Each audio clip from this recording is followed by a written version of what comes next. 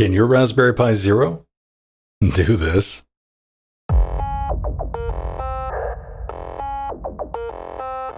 The original Raspberry Pi Zero was neat. It set a new standard for crazy small, super affordable ARM SBCs.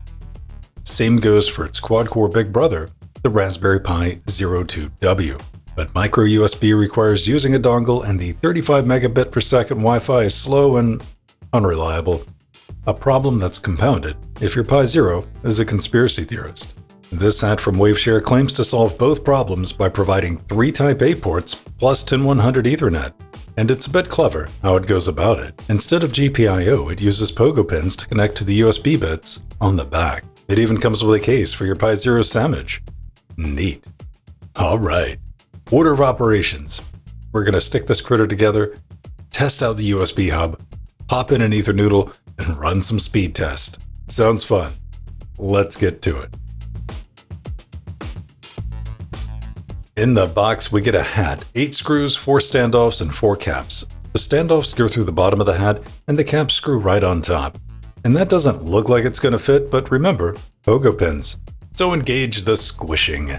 And while in the squish position, attach the Pi Zero with the 4 silver screws, and there we go. We got our Pi sandwich.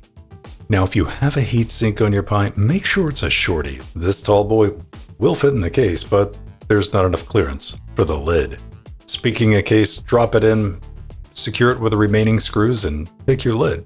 I like the one with the GPIO cutout because ventilation. Okay, time to stab it with USB accessories. For this experiment, I'm using a flash drive, SD card reader, and whatever this audio thingy is. Now I say let's live a little and plug them in all at once and just see what happens. I'm going to crack open a terminal and check out the results of LSUSB. And there it is. It sees the flash drive, SD card reader, and the audio interface, and that's good enough for me. I'm going to call this a win. And do keep in mind that this is a USB 2 hub, so set your expectations accordingly. Time to pop in an Ethernoodle and see if this critter assigns an IP address. We can check that from the terminal with IPA. Looks good, and you get to keep the Wi-Fi around if you need it, so that's neat. Time for a synthetic speed test using iPerf3. We're getting a little over 90, so nothing to complain about there. How about an SFTP transfer? Look at that. That's around 92-ish megabits. That's great to see, and it's a way better love story than the built-in Wi-Fi. Waveshare, you made a really useful add-on for the Pi Zero and Pi Zero 2. It is plug and play and does what it says on the tin. 3 Type-A ports, 10100 Ethernet, out of the box, no fuss, and you didn't cheap out on the case. If you told me this case came from Raspberry Pi, I wouldn't doubt you for a second. Same build quality, and it's pretty simple to stick everything together. But Waveshare, you should include tweezers or at least some press on fingernails, because there's no way you're extracting this SD card without them.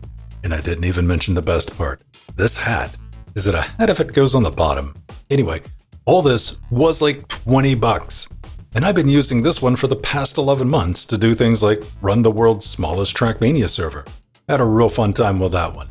Give it a watch. But if you enjoyed this video, please give it a like so people can find my little corner of TechTube and check out the build guide on interfacinglinux.com.